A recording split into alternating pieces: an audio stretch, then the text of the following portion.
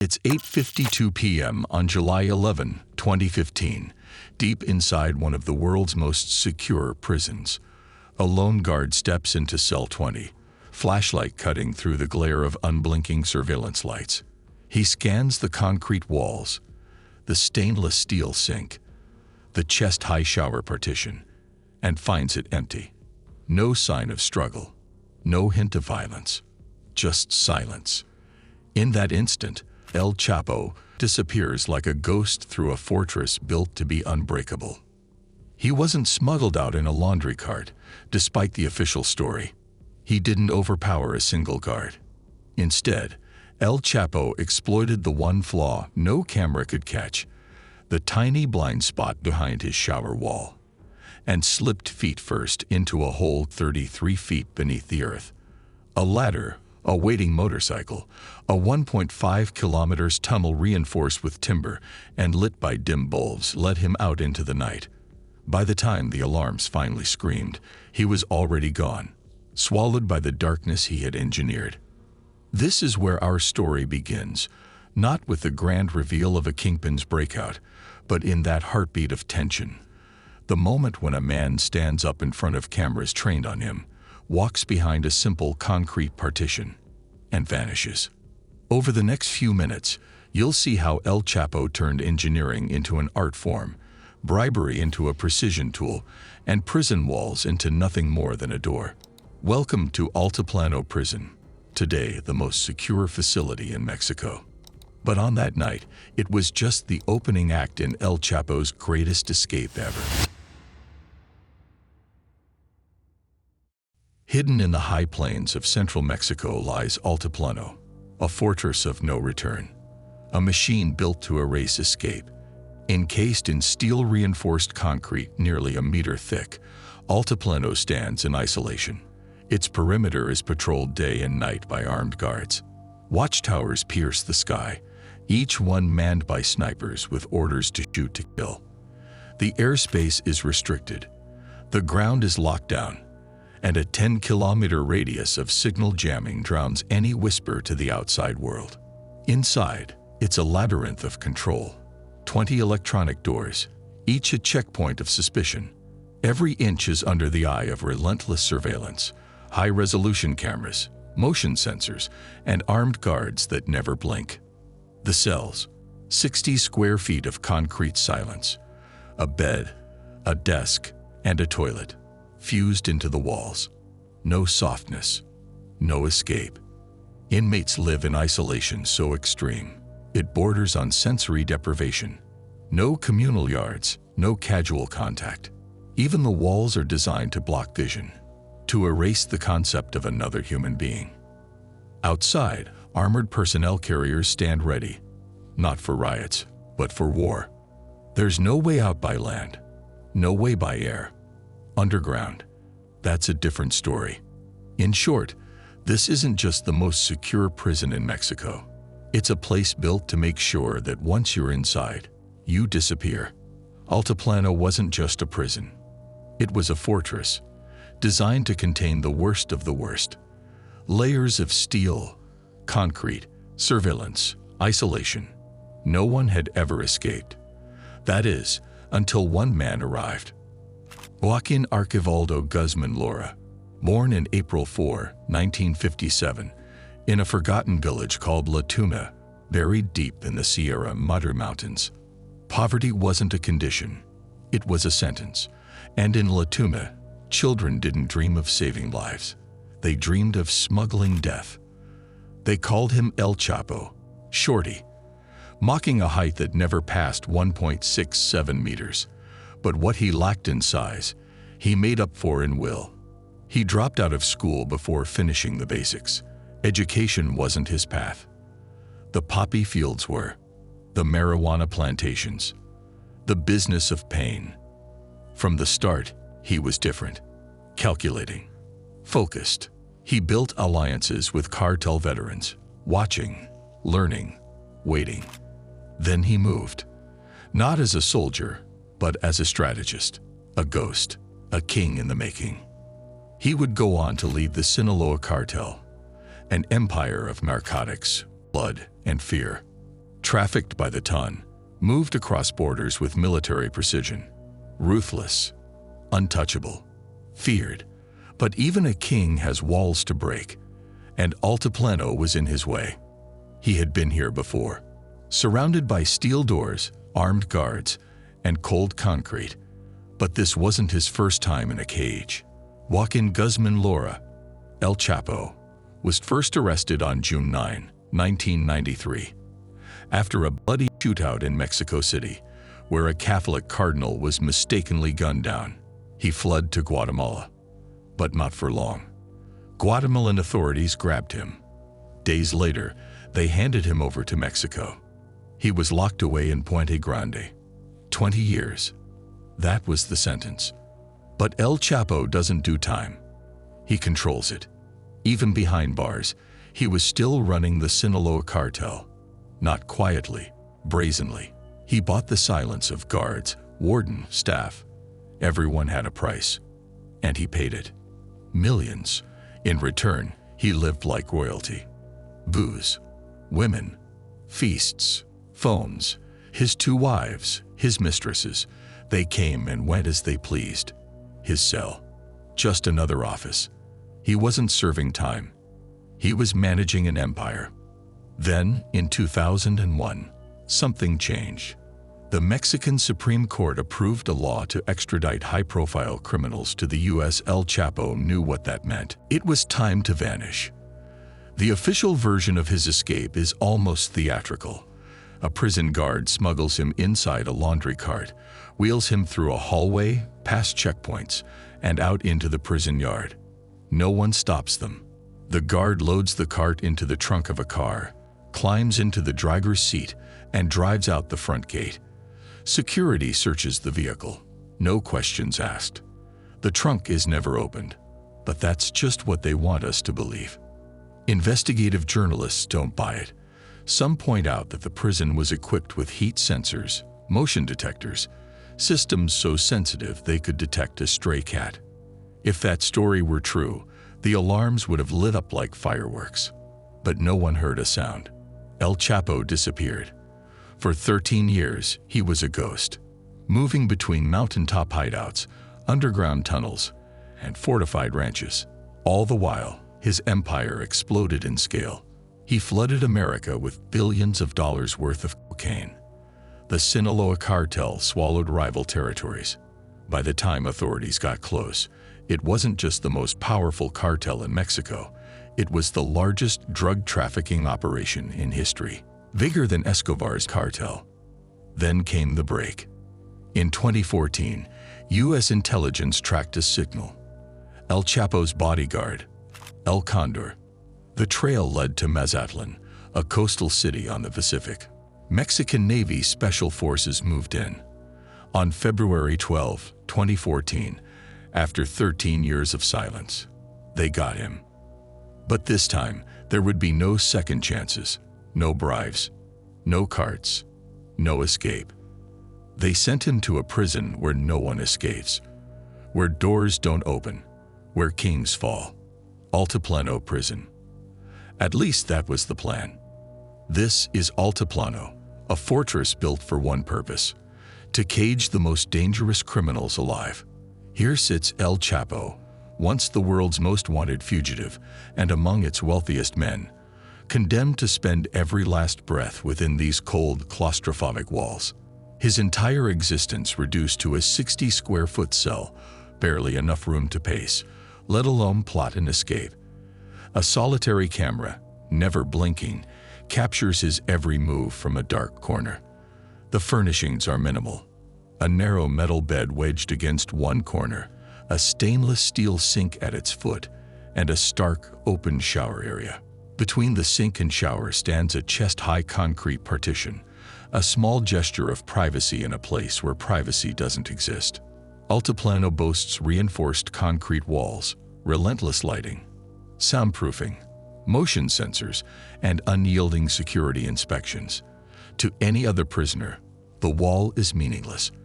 But to El Chapo, it symbolizes something far more dangerous: hope. El Chapo knows no prison can truly cage him. He's a billionaire locked behind bars, watched by guards making less than $600 a month. Pocket change to him. Anywhere else, his fortune could buy loyalty, an easy path, or even a wide-open door, just like it had in 2001. But Altiplano isn't just any prison.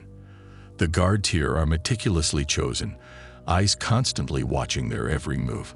Money alone won't unlock these doors.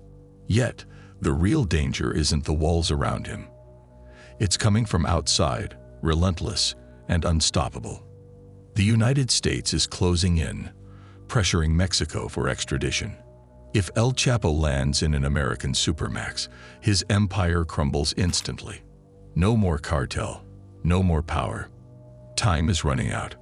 For El Chapo, it's simple: escape or lose everything. El Chapo has a plan.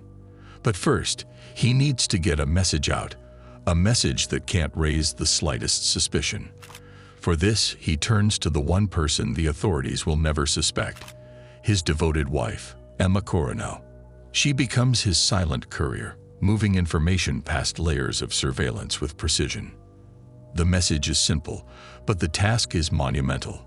El Chapo knows there's only one blind spot in his cell, a narrow corner behind the shower's concrete partition, just out of sight from the unblinking security camera. It's barely a few square feet, but to him, it's everything. If there's any hope of escape, the tunnel must break ground here. Any other spot, and the entire operation collapses before it begins. But this kind of job needs more than luck. It demands expertise. That's where Damaso Lopez Nunez, El Licenciado, enters the picture. A former deputy director of security at Puente Grande prison, Nunez was once the man on the inside. After taking the fall for El Chapo's previous escape, he was exiled, disgraced, and left with nothing except the trust of the cartel's most wanted man. Years of corruption and clandestine favors had already tied Nunez to Guzmán's world. Over more than a decade, he climbed the ranks, becoming chief of staff and trusted friend. Now, he delivers what no one else could: the blueprints to Mexico's most secure prison, Altiplano. No one knows exactly how Nunez got them. Bribery, threats, or secrets traded in the shadows. It doesn't matter. The only thing that counts now is precision. Every step, every detail, every second must be flawless. For El Chapo, there's no margin for error. One miscalculation and everything ends in chains. El Chapo needs a tunnel. Not just any tunnel, a lifeline cut straight to the only blind spot in his cell, the shower. But how do you dig beneath the most secure prison in Mexico, surrounded by empty farmland and nothing else for miles? Out here, anything unusual is a beacon. First, they need precision. El Chapo's team, led by Nunez, slips a GPS watch into the prison, hidden inside a food package delivered with the help of his wife, Emma. Now, they know exactly where to dig. The tunnel can't start inside. It must come from the outside. Nunez's men pose as real estate buyers, combing the countryside, searching for the one perfect spot. After days of hunting, they find it. A small lot in Santa Juanita, just over a mile away. Close enough for a tunnel, far enough to avoid suspicion. They buy the land under a false name. Then comes the cover. On the surface, a simple construction site, just another house going up. Underneath, the real work begins. El Chapo doesn't leave anything to chance. Every step, precise. Every order, absolute. Failure is not an option. But he doesn't act alone.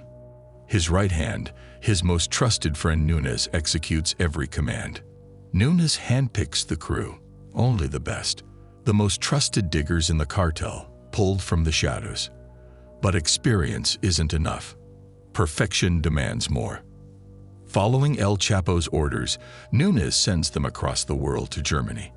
There, in the underbelly of criminal engineering, they train under the masters, learning how to carve a tunnel through earth without a sound, how to keep it from collapsing, how to vanish beneath the ground, invisible to the world above.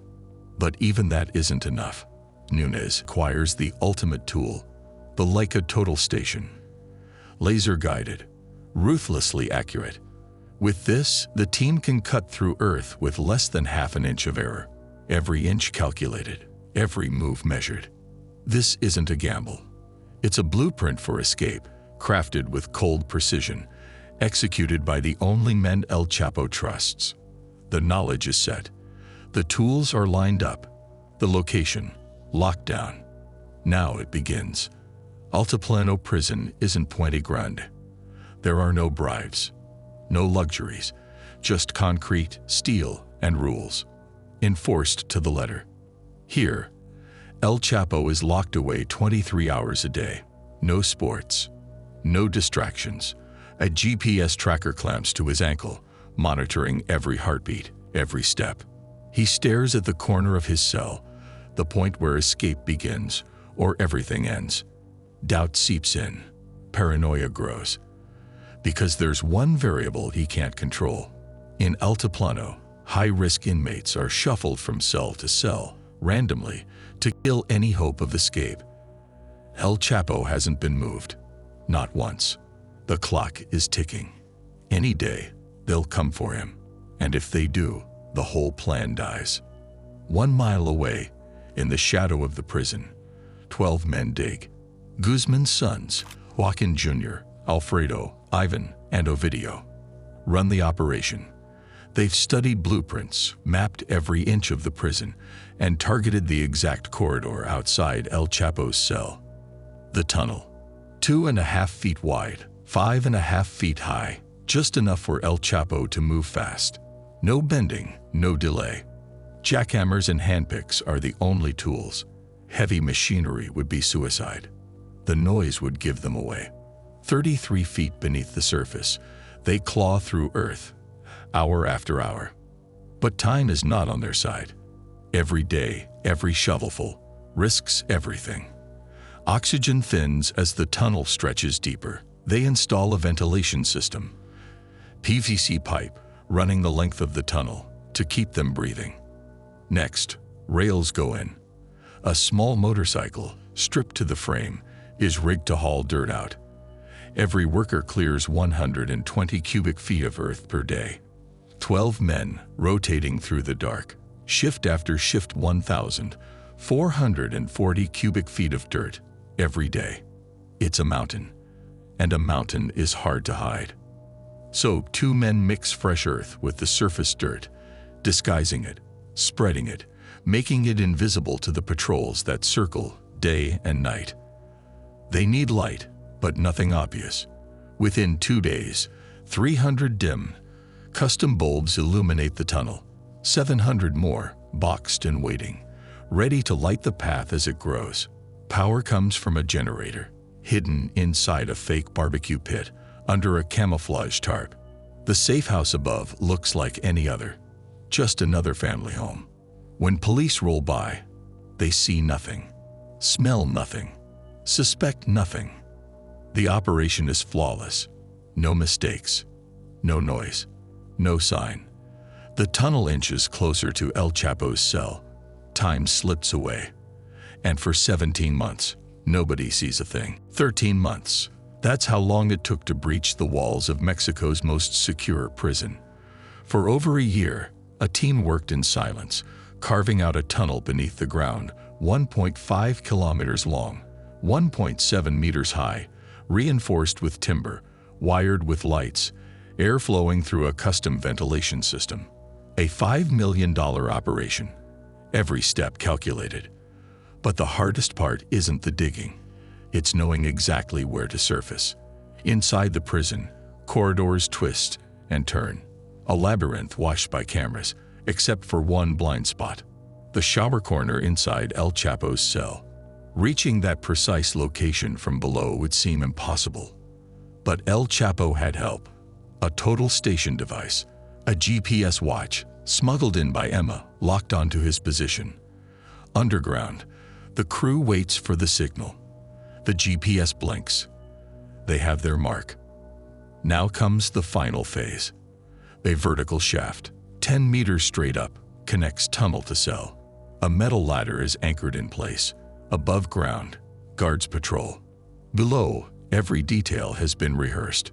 Everything is ready. All that's left is to make the escape real. But as the clock ticks down, another threat emerges. On June 25, 2015, the United States sent Mexico a formal request. Extradite El Chapo. No more rumors, no more speculation. It's official. And in the world of international law, that kind of move has weight. Mexico can't just shrug this off. Ignore the Americans, and there will be consequences, political, legal, maybe more. There's a treaty, an expectation. When the U.S. demands, Mexico is supposed to answer.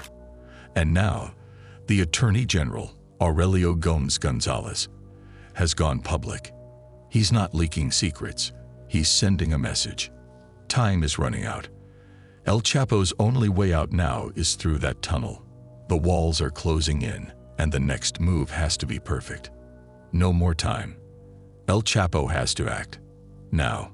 3 weeks after the plan was set in motion, the date arrives, July 11, 2015. It's 8:52 p.m. El Chapo sits on his bed, still as a statue. The surveillance camera captures everything, every movement, every sound. Even the noise underneath, you hear it. A series of sharp, rhythmic bangs echoing from below. He stands, he paces, he stops at the shower, stoops low, then returns to the bed. Slowly, he put on his shoes. He sits for a moment, thinking. Then, without hesitation, he walks behind the shower wall, out of sight of the camera. And just like that, El Chapo is gone. Inside Altiplano, the digging grows louder. Jackhammers pound. Metal carts rattle. The noise is everywhere, but no one knows where it's coming from. Not inmates, not guards. A guard walks the hall, the sound now deafening. He heads for El Chapo's cell. With every step, the noise builds. Then suddenly, silence. He unlocks the door. The cell is empty. El Chapo is gone. Alarms blare. Red lights flash. Guards slam doors, lock down the prison. This isn't just an escape. This is El Chapo. The moment El Chapo steps into the shower stall, without hesitation, he drops to his knees and slides feet first into a hole barely half a meter wide. 1 meter down, his feet find the first rung of a waiting ladder. He descends, 10 meters, into the earth's silence. At the bottom, someone waits, most likely his brother-in-law. No words, just a nod. They climb onto a motorcycle. Engines hum. The tunnel stretches for 1.5 kilometers, darkness swallowing them as they disappear beneath the prison. 1 mile away from the imposing walls of Altiplano prison, a dark figure emerged silently from the earth. El Chapo discarded his prison uniform with calculated haste and slipped into plain, inconspicuous clothes. A pickup truck idled nearby, engine humming quietly, waiting for the most notorious escapee Mexico had ever seen. The truck moved calmly, slipping unnoticed out of the staged construction site, blending seamlessly into the night. Minutes later, Guzmán was swiftly transferred to an unmarked 18-wheeler parked discreetly at the outskirts. The heavy truck roared quietly to life, heading out of Toluca and cutting a path through darkness for 2 relentless hours until it pulled up in the hushed town of San Juan. Hidden by shadows, a remote airstrip waited with 2 private aircraft, one a clever decoy, the other El Chapo's genuine ticket to freedom. With calculated precision, Guzmán boarded the plane piloted by a trusted confidant. Moments later, wheels lifted off asphalt, and El Chapo disappeared once more into the endless sky. Toluca. The city jolts awake. Altiplano's alarm has triggered a crisis. In minutes, Toluca International Airport is sealed. Roadblocks cut through every major artery, freezing movement in and out. This is more than a breach. It's a national disgrace. Mexico stands humiliated. And as the shock settles, the order is clear. Begin the hunt. No one rests until he's found. The night El Chapo escaped, Mexico's president is thousands of miles away, on official business in France. The news breaks. Instant humiliation. The world is watching. Within minutes, the president orders his interior minister home. Take control. Find Guzmán. Now. But it's too late. El Chapo. Ghost. Every hour he stays free, the Mexican government's failure grows. Panic spreads. Washington demands answers. The U.S. offers everything. Drones, intelligence, boots on the ground. Whatever it takes. Mexico refuses. No outside help. The trail goes cold. Weeks pass. Months. No word. No sign. Nothing but silence. Then, a slip. In the mountains, locals spot armed men moving around a remote house. They make a call. Too many guns for anything but a kingpin. The authorities lock in. Surveillance starts. They intercept a radio call. Codename, Tuya. Confirmation. El Chapo is near. 6 months after the escape, Operation Black Swan goes live. Before dawn, Marines encircle the compound known only as the Sky. The quiet explodes. Gunfire rips through the walls. 5 cartel men go down. El Chapo vanishes beneath the chaos, slipping through a tunnel under the bathtub. He and his top lieutenant crawl for nearly a mile, lungs burning, clothes caked in earth. They surface, hijack a car, flee into the night. But this time, the net is closing. Police pick up their trail outside the city. Roadblock. El Chapo offers bribes, money, land, jobs. It fails. He turns violent. Threats, promises, desperation. The world is watching. The police refuse. Then word comes. 40 cartel assassins are racing to the scene. No time. The police take El Chapo to a small motel, handcuff him to a radiator, blockade the doors. Headlights approach. El Chapo smiles. He thinks rescue is here. But it's not. It's the Marines. And this time, there's no escape. The night El Chapo vanished, Mexico's most secure prison was silent. No alarms. No scrambling guards. For 40 minutes, no one even realized the world's most wanted drug lord was gone. The warnings had been there for days. Inmates complained about the sound of digging echoing through the concrete. Guards brushed it off as nothing.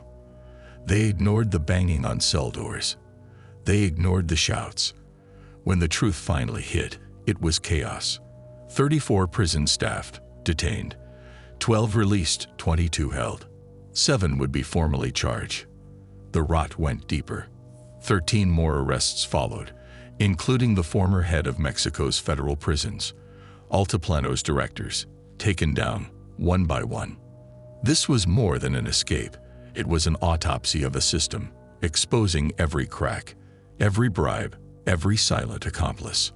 Yet, after the fallout, after the humiliation, El Chapo was returned to Altiplano. It wouldn't last. According to Damaso Lopez Nunes, a cartel loyalist and former prison deputy director, the next tunnel was already being planned. El Chapo's family reached out, handed over a down payment, $100,000 for land. The escape machine was in motion again. But this time, Mexico moved first. On January 19, 2017, under relentless pressure, El Chapo was handed to the U.S. his new address, ADX Florence, Colorado's fortress. Here, there are no tunnels, no bribes, no way out, and the fallout didn't stop with him. In 2021, Emma Coronel, El Chapo's wife, was arrested at Dulles International Airport. The FBI accused her of orchestrating the Altiplano escape and plotting another. Smuggling messages, coordinating moves, it all came down to a handwritten note and 2 insiders willing to talk. Her lawyers denied she surrendered. The DOJ and FBI kept silent, but whispers say she wanted a deal. In her cell, she was left with nothing but time. and the consequences. And then there's Nunez. El Licenciado, Mexico City, May 2017. He's captured before he can tighten his grip on the Sinaloa cartel. Extradited to the United States on July 6, 2018. But the story doesn't end there. El Chapo's sons still in play, one locked away in an American prison. The other still free in Mexico.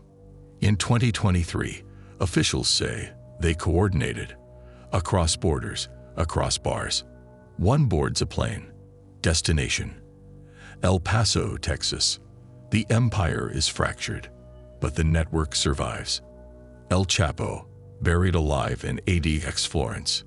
No visitors, no contact, no tunnels, no escape. El Chapo's legend was built on escapes, defiance, and the quiet certainty that no cell could hold him. But now, locked inside America's most secure prison, even he must face the truth. The empire he built can't break these walls. No more tunnels, no more plans, just the silence, and a man who once ruled an empire, left with nothing but time, and his own story echoing through concrete.